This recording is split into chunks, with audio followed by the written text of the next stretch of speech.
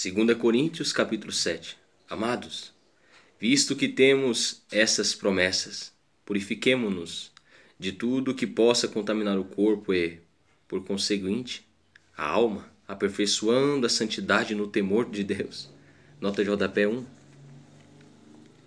A vontade de Deus sempre foi estabelecer uma relação sincera de amor e adoração entre sua maior criação, o ser humano, e seu Criador. 2 Coríntios 6, do versículo 16 ao 18. Para que essa comunhão ocorra, é necessário que o homem se separe de toda imundícia contaminadora. Quanto mais progredimos no processo de santificação, mais próximos de Deus desejamos estar. 1 Tessalonicenses 4, 7, 1 João 3, 3. Consolo em meio às aflições. Acolhei-nos em vosso coração. A ninguém tratamos com injustiça, a nenhuma pessoa prejudicamos, de ninguém jamais nos aproveitamos. Não digo isso para, de alguma forma, vos condenar, pois já afirmei que estáis em nosso coração, para juntos morrermos ou vivermos. A minha confiança em vós é grande, e muito me orgulho por vossa causa. Sinto-me grandemente confortado e transbordante de júbilo em toda a nossa tribulação. Nota de rodapé 2. Paulo havia sido acusado por falsos cristãos de ser injusto, destrutivo, ranzinza e fraudulento, erros que eles próprios praticavam. A demorada digressão que começou em 2 Coríntios 2,14 termina aqui, com uma exclamação de satisfação. As notícias que Paulo havia guardado com tanta ansiedade da igreja de Corinto se revelaram boas e tranquilizadoras, proporcionando grande alegria à alma do apóstolo. É Deus quem consola o abatido, pois nem quando chegamos à Macedônia tivemos descanso. Pelo contrário, em tudo fomos atribulados externamente, lutas internamente, temores. Deus, contudo, que consola os abatidos, consolou-nos com a chegada de Tito. Nota de rodapé 3. Paulo retorna à narrativa que iniciara em 2 Coríntios 2, versículo 12 e versículo 13, quando compartilhava como sua esperança de se encontrar com Tito em Troade fora frustrada e como, ansioso por obter notícias e mais depressa voltar aos coríntios, rumou para a Macedônia. Agora, contudo, explica que ao chegar na Macedônia encontrou-se com seu amado amigo Tito, o qual lhe trouxe boas notícias da igreja em Corinto, acrescentando que ele próprio havia sido muito bem recebido pela igreja, o que muito alegrou o coração de Paulo.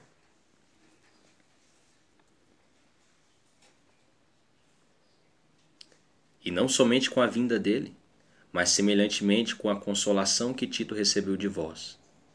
Ele nos relatou sobre a saudade, a tristeza e a preocupação que tendes por mim, de maneira que me alegrei ainda mais, porquanto, mesmo que vos tenha entristecido com a minha carta, não me arrependo.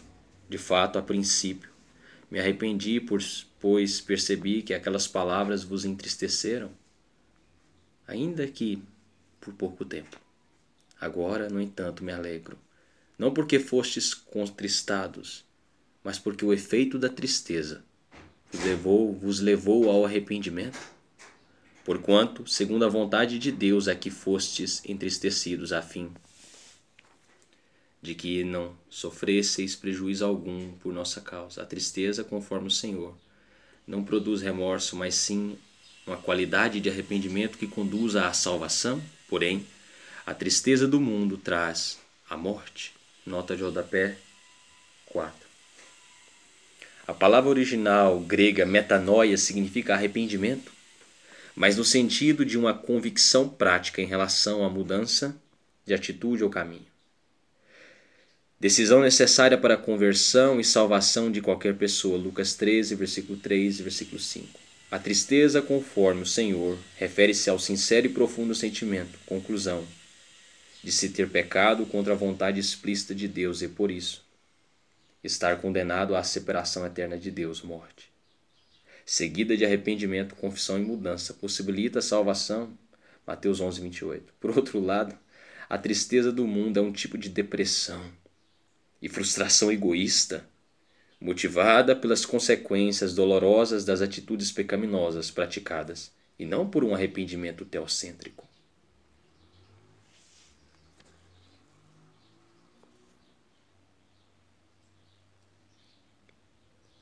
Agora, no entanto, me alegro, não porque fostes contristados, mas porque o efeito da tristeza vos levou ao arrependimento.